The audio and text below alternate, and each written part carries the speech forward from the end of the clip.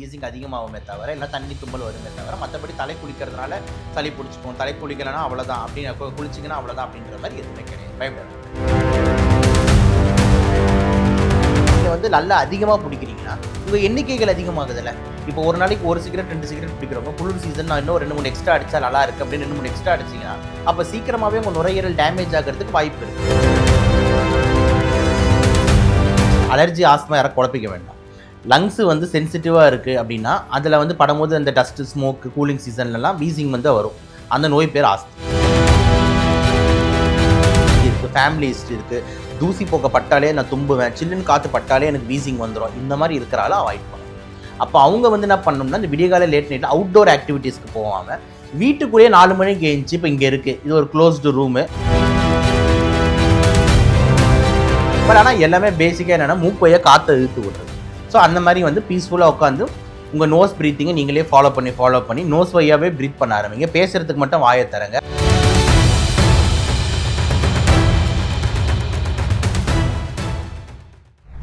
நேயர்களுக்கு வணக்கம். வின்டர் வந்துட்டாலே வந்து கூடவே சேர்ந்து கோல்டு, காஃப், ஃபீவர் எல்லாமே வந்துருது. ஆனால் லங் அஃபெக்ட் பண்ணுமா அப்படின்னு ஒரு டவுட் இருக்குல்ல. ஸோ அந்த டவுட்டை வந்து இன்னைக்கு கிளியர் பண்ணுறதுக்காக நம்ம கூட இணைஞ்சிருக்கிறாரு டாக்டர் சபரி அவர்கள். வணக்கம். வணக்கம் மேடம். சார், இப்போ கோல்டு நம்ம இப்போ மார்கழி மாதத்தில் இருக்கோம். அந்த மலைக்கு போகிறவங்களாம் காலையில் எழுந்துச்சு குளிக்க ஆரம்பிப்பாங்க. ஸோ அப்படி பச்சை தண்ணியில் ஏர்லியாக எழுந்துச்சு குளிக்கிறதுனால லங் இஷ்யூஸ் வருமா சார்? லங் இஷ்யூஸ் வந்து பார்த்திங்கன்னா ரொம்ப ரேராக. சில பேர் ஆல்ரெடி சென்சிட்டிவ் லங்ஸ் இருக்குது. நுரையீரலில் வந்து ஒரு சின்ன தூசியோ புகையோ இல்லைனா வந்து ரொம்ப கூலிங்கான ஒரு காற்றோ இதெல்லாம் பட்டால் சில பேர் லங்ஸ் வந்து ரியாக்ட் ஆகுது. அது பேர் தான் நம்ம அலர்ஜின்னு சொல்கிறோம். ஓகேங்களா? சென்சிட்டிவ் லங்ஸ்ன்னு சொல்கிறோம். அந்த மாதிரி இருக்கிறவங்க தான் இந்த மாதிரி சில்லுன்னு குளிக்கும் போது ஏதாவது மூக்கில் உடனே தலைக்கு ஊற்றும் போது இந்த தண்ணி தும்பல் ஹச்சுன்னு அடுக்கு தும்பல் மாதிரி தும்பிக்கிட்டு இருப்பாங்க, சளி மாதிரி சிந்திக்கிட்டு இருப்பாங்க. இந்த மாதிரி அவங்களுக்கு தான் பிரச்சனை. இப்போ எனக்கு அலர்ஜி ப்ராப்ளமே கிடையாது, எனக்கு சென்சிட்டிவிட்டி ப்ராப்ளமே கிடையாது, எனக்கு நுரையீரலில் என் ஃபேமிலி அந்த ஹிஸ்ட்ரியே கிடையாதுன்னா நீங்கள் டெய்லி தலை குளிச்சாலும் வேண்டாம், நீங்கள் தண்ணி உள்ளே வச்சுருந்தாலும் ஒன்றும் ஆகாது. ஓகேங்களா? ஸோ குளிக்கிறதுன்றது வந்து ஒரு நல்ல விஷயம் தானே. விலங்குகள்லேருந்து எல்லாருமே வந்து டெய்லி நல்லா குளிக்கிறோம். ஸோ குளிக்கிறதுனால வந்து லங் இஷ்யூஸ் வரும் நம்ம பொதுமைப்படுத்தவே முடியாது. ஓகே. ஸோ ஒரு ஸ்மால் குரூப் ஆஃப் பீப்புள் யாருக்கு ஆல்ரெடி கொஞ்சம் சென்சிட்டிவ் லங்ஸ் இருக்கோ அவங்க தான் வந்து குளிக்கும் போது இந்த மாதிரி கீசிங் அதிகமாகுமே தவிர இல்லை தண்ணி தும்பல் வருமே தவிர மற்றபடி தலை குளிக்கிறதுனால சளி பிடிச்சிக்கும், தலை குளிக்கலைன்னா அவ்வளோதான் அப்படின்னு குளிச்சிங்கன்னா அவ்வளோதான் அப்படின்ற மாதிரி எதுவுமே கிடையாது. பயப்பட வேண்டாம். நார்மலாகவே செயின் ஸ்மோக்கர்ஸ் இருப்பாங்க. பட் வின்டர்லேயும் எடுத்துக்கிட்டோன்னா இன்னும் அதிகமாக ஒரு நாளைக்கு 10 சிகரெட் பிடிப்பாங்க. அது வந்து அவங்களோட லங்கை இன்னும் எஃபெக்ட் பண்ணுமா? லைக் கோல்டும் லங் இஷ்யூஸும் சேர்ந்து ஏதாவது ஆகுமா? இல்லை, கண்டிப்பாக வந்துட்டு ஒரு சிகரெட் கூட வந்து நம்ம ப்ராப்ளமை வந்து அதிகப்படுத்துறதுக்கு வாய்ப்பு இருக்குன்னு எல்லா புத்தகங்களும் சொல்லுது. அப்போ குளிர் சீசன் அப்படின்னும் போது எல்லாரும் நினச்சிப்பாங்க கொஞ்சம் சூடாக காற்றை கொஞ்சம் இருக்கிறோம், கொஞ்சம் நல்லா இருக்கும் அப்படின்னு நினைக்கிறாங்க. ஆனால் ஜென்ரலாக நான் சொன்ன மாதிரி கூலர் ரெஸ்பான்ஸ், சில்லுன்னு காற்று வந்து ஜென்ரலாகவே சென்சிட்டிவ் லங்ஸுக்கு கொஞ்சம் வீசிங்கும் உண்டாக்கும். இதுக்கு நடுவில் நீங்கள் ஸ்மோக்கிங்கும் எக்ஸ்ட்ரா பண்ணுறீங்கன்னா இப்போ வீசிங் இன்னும் அதிகமாகவும் தீவிரமாகும். அப்போது நீங்கள் குளிர் சீசனில் வந்து சிகரெட்டை வந்து இன்னும் நீங்கள் எண்ணிக்கை அதிகமாக பிடிக்கும் போது ஈஸியாகவே இந்த வீசிங் ட்ரபிள் வரும். ஸோ இதை நம்ம இப்படி பிரிச்சுக்கலாம். லங்ஸ் ப்ராப்ளம் இல்லாதவங்க, லங்ஸ் ப்ராப்ளம் இருக்கிறவங்க. லங்ஸ் ப்ராப்ளம் இருக்கிறவங்களுக்கு குளிர் சீசனில் ஏற்கனவே ப்ராப்ளம் அதிகமாகும்.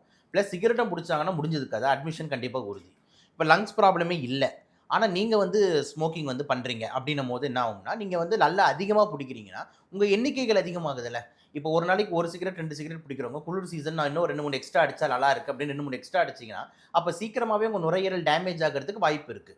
ஒரு நாளைக்கு 2ன்றவர் ஒரு நாளைக்கு 5-10 அடிக்கிறாருன்னா அப்போ ஒரு நாளைக்கு ஒரு 7-8 எக்ஸ்ட்ரா அடிக்கிறாரு. அப்போ ஒரு மாதம் கணக்கில் பாருங்கள் கிட்டத்தட்ட வந்து 7 × 30 வந்து 210 சிகரெட் எக்ஸ்ட்ரா ஆகிடுது. ஒரு வருஷத்துக்கு எக்ஸ்ட்ரா சிகரெட் 2000-3000 சிகரெட்டுக்கு போயிடுது. அப்போ உங்கள் நுரையீரல் அதுக்கு ஏற்ற மாதிரி ஸ்பீடாக பாலும் முடிஞ்சிடும்ல. அப்போ ஒரு 3-4 பேர் ஒரு 5-6 வின்டர் போனதுக்கப்புறம் 5-6 வருஷங்க அப்புறம் கொஞ்சம் தூரம் நடந்தால் மூச்சு வாங்குது, என்னால் ஒரு 2 மாடிப்படி ஏற முடிய மாட்டேங்குது. அப்புறம் கொஞ்ச நாளுக்கு அப்புறம் இன்னொரு 5-10 வருஷங்க அப்புறம் என்ன ஆகும்னா நடந்தாங்க உட்காந்தாலே மூச்சு வாங்கிட்டு இருக்கு, சும்மாவே மூச்சு வாங்குதுன்ற மாதிரி படிப்படியாக லங்ஸ் பால்மி அடையுது. இந்த நோய் பேர் தான் சிஓபிடின்னு சொல்கிறோம், கிரானிக் அப்ஸ்ட்ரக்டிவ் பல்மரி டிசீஸ், அதாவது நாள்பட்ட நுரையீரல் அடைப்பு நோயின்னு சொல்லிட்டு. ஸோ கண்டிப்பாக வின்டர் சீசன்லேயே ஜென்ரலாக வந்துட்டு கொஞ்சம் இந்த வீசிங் ப்ராப்ளம் இருக்கிறவங்களுக்கு அதிகமாகும். ப்ளஸ் வின்டர் சீசனில் ஸ்மோக் பண்ணுறீங்கன்னா உங்கள் லங்ஸ் இன்னும் ஸ்பீடாக ஃபால் ஆகிறதுக்கு வாய்ப்பு இருக்குன்றது தான் டேக் ஹோம் மெசேஜ். ஓகே. அதே மாதிரி ஆஸ்மா ப்ராப்ளம் இருக்கும் சார். அந்த மாதிரி இருக்கவங்க வந்து வின்டர் சீசனில் அவங்க லங்ஸ் எப்படி பார்க்கணும்? ரொம்ப ரொம்ப இம்பார்ட்டண்ட்டு தான். ஏன்னா இது வந்து ஒரு ரொம்ப லாஜிக்கான கொஸ்டின். மற்றதாவது கொஞ்சம் ஹைப்போதெட்டிக்கலாக கனெக்ட் பண்ணணும், இது ஸ்ட்ரெயிட் ஃபார்வர்டு. இந்த சீசன் தான் இந்த allergy asthma patient, allergy asthma யாரை குழப்பிக்க வேண்டாம். லங்ஸு வந்து சென்சிட்டிவாக இருக்குது அப்படின்னா அதில் வந்து படும்போது அந்த டஸ்ட்டு ஸ்மோக்கு கூலிங் சீசன்லலாம் வீசிங் வந்து வரும். அந்த நோய் பேர் ஆஸ்துமா. அலர்ஜின்றது காமன் டம். நம்ம முன்னாடியே கூட சொல்லியிருந்தோம். அலர்ஜின்றது ஒரு அம்மா மாதிரி. ஓகேங்களா? அது லங்ஸில் வந்து அது பேர் ஆஸ்துமா. மூக்கில் வந்து அது பேர் அலர்ஜிக் ரைனைட்டிஸ். கண்ணில் வந்து அது பேர் அலர்ஜிக் கன்ஜங்டிவைட்டிஸ். தோலில் வந்து அது பேர் அட்டோபிக் டெர்மடைட்டிஸ். ஸோ பேர் தான் வேற வேற தவிர பட் ஆனால் அலர்ஜின்றது காமன் டம். அப்போ லங் அலர்ஜி தான் ஆஸ்துமான்னு நம்ம வச்சுக்கலாம். ஓகே. ஜென்ரலாக அந்த அலர்ஜி எப்போ அதிகமாகணும் போது குளிர் சீசனில் அதிகமாகும் ஈஸியாக. ஏன்னா கூலர் ரெஸ்பான்ஸ் இருக்குன்றதுனால சில்லுன்னு காற்று உள்ள நம்ம லங்ஸில் பட்டுக்கிட்டே இருக்கணும் போது ஈஸியாகவே அந்த சென்சிட்டிவ் லங்ஸ் டக்குன்னு அந்த டியூப்லாம் சுருங்கிக்கும். இந்த தொட்டு வாச்சவங்கி ஒரு செடி பார்த்துருக்கீங்களா? தொட்ட உடனே இப்படி மூடிக்கும். அந்த மாதிரி இந்த சில்லுன்னு காற்று பட்ட உடனே அந்த லங்ஸ் டியூப்லாம் அப்படி சுருங்கிக்கும். அப்போ சுருங்கும் போது காற்று போயிட்டு வராது. அப்போ they will be very hungry for ஏர். இந்த மாதிரி வந்து வீசிங் மாதிரி சவுண்டெல்லாம் போட ஆரம்பிச்சிடும். இதை வீசிங்னு சொல்லுவோம் கிளாசிக்கலாக. ஸோ அப்போ நம்ம உடனே புகை வைக்கிறது, இன்ஹேலர் ஸ்டார்ட் பண்ணுறது, இந்த மாதிரி வேலைகள்லாம் பண்ணுறோம். அப்போ இந்த குளிர் சீசனில் நீங்கள் ரொம்ப கேர்ஃபுல்லாக பார்த்துக்கணும். அப்போ இந்த விடியகால லேட் நைட் ட்ராவல் அவாய்ட் பண்ணுறது. 4 மணி 5 மணிக்கு எழுந்துச்சு நான் லாங் டிரைவ் போகிறேன், நான் லேட் நைட் 2 மணிக்கு 1 மணிக்கு வர்றது, இது மாதிரிலாம் அவாய்ட் பண்ணிக்கணும். எமர்ஜென்சி போகிற மாதிரி இருந்தாலும் மங்கி கேப் மஃப்ளர் இயர் ப்ளக்ஸ் போகணும். ஏன்னா அந்த டைம்லலாம் கொஞ்சம் பனி ரொம்ப அதிகமாக இருக்கும். மத்தியான டைமில் நீங்கள் நார்மலாக இருக்கும். ஆனால் மத்தியான டைமில் கூட இந்த பொல்யூட்டட் சிட்டிஸில் வாழ்றீங்க. இப்போ எக்ஸாம்பிள் சென்னையில் இருக்கீங்க, டெல்லியில் இருக்கீங்க, இந்த மாதிரி ஏரியாவில் இருக்கீங்கன்னா ஒரு ஹெல்மெட் மாஸ்க் மேண்டேட்டரி ஆக்கிக்கோங்க. 2 பெனிஃபிட் இருக்குது. ஃபர்ஸ்ட் பெனிஃபிட் வந்து அந்த டேரக்டாக லாரி போக பஸ்ஸு போக இதெல்லாம் உங்கள் லங்ஸுக்கு போகாமல் பார்த்துக்கிறதுனால இந்த வீசிங் அட்டாக்ஸ் வர்றதை நீங்கள் தடுக்கலாம். ஓகேங்களா? ஏன்னா குளிர் சீசன் ப்ளஸ் இந்த டஸ்ட் ஸ்மோக் சேரும் போது ஸ்மாக் மாதிரி ஃபார்ம் ஆகி அட்மாஸ்பியர்லேயே சுற்றிக்கிட்டு இருக்கும். அப்போ உங்களுக்கு ஈஸியாக வந்து ப்ராப்ளம் அதிகமாகும். ஸோ அதனால் முதல்ல வந்து டஸ்ட் ஸ்மோக் அவாய்டன்ஸுன்றது இப்போ நம்ம தடுக்க முடியுன்றது ஃபஸ்ட்டு பெனிஃபிட். ரெண்டாவது, நீங்கள் ஹெல்மெட் மாஸ்க் போட்டு வெளியே போகிறதுனால இன்னொரு இம்பார்ட்டன்ட் பெனிஃபிட் என்ன சென்னையில் அப்படின்னா, இந்த போலீஸ்காரங்க உங்களுக்கு பிடிக்க மாட்டாங்க. ஸோ உங்களுக்கு தேவையில்லாமல் ஃபைன் கட்டுற வேலை இருக்காது. ஸோ 2 பெனிஃபிட் உங்களுக்கு இருக்குன்றதுனால தயவு செஞ்சு வந்து இந்த குளிர் சீசன் அப்போ early morning late night travel avoid பண்ணுங்கள். மத்தியான டைமில் போகும்போது அந்த ஹெல்மெட் மாஸ்க் போட்டுக்கோங்கன்றது இம்பார்ட்டன்ட். சார் அதே மாதிரி வின்டர் ஆர்ட்னு ஒரு விஷயம் இருக்குல்ல, ஒர்க் அவுட்ஸ் நிறைய பண்ணுவாங்க. அந்த மாதிரி வின்டர் சீசனில் அதிகமாக ஒர்க் அவுட் நிறைய பண்ணுறதுனால இந்த ஏர்லி மார்னிங் வாக்கிங்கில் ஸ்டார்ட் பண்ணுவாங்க. அதெல்லாம் அதிகமாக பண்ணோம் அப்படின்னா லங் இஷ்யூஸ் வருமா சார்? இல்லை நல்லது. ஆக்சுவலாக walking, jogging, any kinds of workouts அவுட்ஸ் வந்து is always beneficial to the பாடி.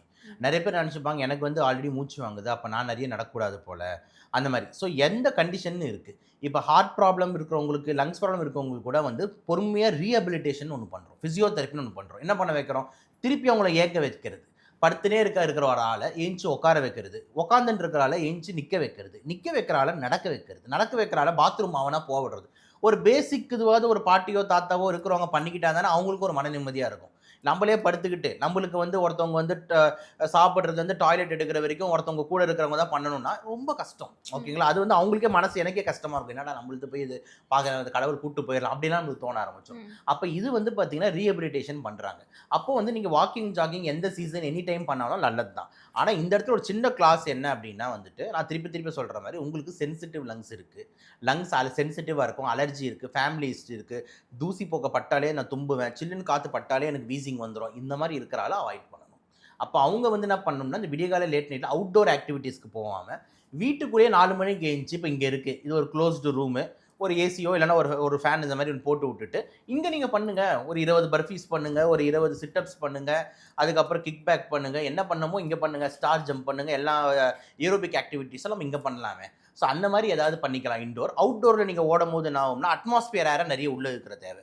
ஏன்னா நார்மலாக இருக்கிறதோட இந்த எக்ஸசைஸ் அப்போ மூச்சு கொஞ்சம் அதிகமாக வாங்கும். அதிகமாக வாங்கும் போது நீங்கள் அதிகமான காற்றை உள்ளே இழுப்பீங்க. அப்போ கூல் ஏர் ரெஸ்பான்ஸ் இன்னும் அதிகமாக இருக்கும்போது வீசிங் அக்ரவேட் ஆகிறதுக்கு வாய்ப்பு இருக்குது. அதனால் இண்டோரில் பண்ணிக்கிறது நல்ல ஆப்ஷன். அந்த குரூப் ஆஃப் பேஷண்ட்ஸ்க்கு மட்டும் சொல்கிறேன். சார் வின்டர் வந்துட்டாலே நோஸ் வந்து பிளாக் ஆகிறது கண்டினியூஸாக நடக்கும். ஸோ அந்த நோஸ் பிளாக்ல வந்து நம்ம மவுத்தில் ப்ரீத் பண்ண ஆரம்பிப்பாங்க. அது வந்து நம்மளோட லங்ஸ் அஃபெக்ட் பண்ணுமா? சரி, ஜென்ரலாக மவுத் ப்ரீத்திங் நல்லது கிடையாது. மூக்குக்கு வந்து 2 வேலை தான் கடவுள் கொடுத்துருக்கான். ஓகே, ஒன்று வந்து ஸ்மெல்லை கண்டுபிடி, இன்னொன்று காற்றை கொண்டு போய் லங்ஸுக்கு சேரு. இது வந்து 2 மூக்கோட வேலை. வாய்க்கு நிறைய வேலை கொடுத்துருக்கான். வாய் வந்து பேசு, வாய் சாப்பிடு, வாய் ருசி அப்படின்னு சொல்லிட்டு கடி, இந்த மாதிரி பல வேலை வாய்ங்களுக்கு இருக்குது. அப்போ அந்த மூச்சு விடுற வேலையும் ஸ்மெல் பண்ணுற வேலையும் தான் மூக்குக்கு கடவுள் கொடுத்து அமைச்சிருக்காரு. அதை அதுக்கு பயன்படுத்தாமல் நம்ம திருப்பி வாயாலேயே மூச்சு விடுறோம்னா நல்லதில்லை. ஏன் அப்படின்னா மூக்கில் பல போலீஸ்மேன்கள் இருக்காங்க, பல காவல்துறைகள் இங்கே செயல்படுறாங்க.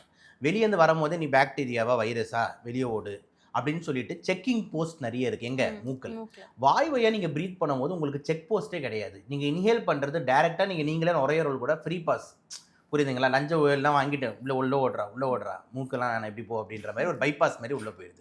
அது ரொம்ப டேஞ்சர். ஓகே, ஸோ அதனால் வந்து கிருமிகள் ஈஸியாக லங்ஸை தாக்குறது வாய் பிரீத்தர்ஸ்க்கு.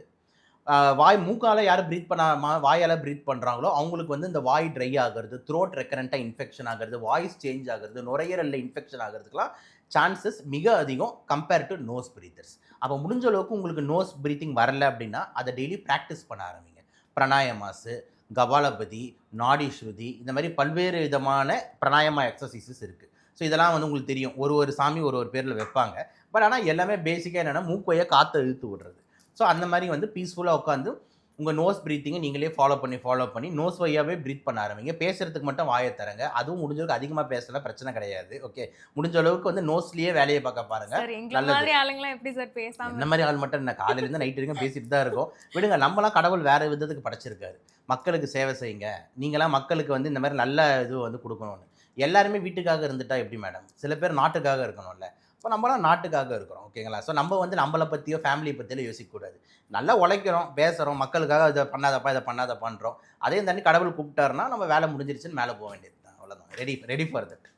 சார், ஃபைனல் கொஸ்டின் என்னன்னா, எல்லாத்துக்குமே வந்து ஹோம் ரெமிடிஸ் வந்து நம்ம ஆளுங்க தேடுவாங்க. ஸோ லங்ஸ் வந்து வின்டர் டைமில் சேஃபாக வச்சுக்கணும் அப்படின்னா இந்த ஹோம் ரெமிடி நீங்கள் கண்டிப்பாக ட்ரை பண்ணலாம்னா என்ன?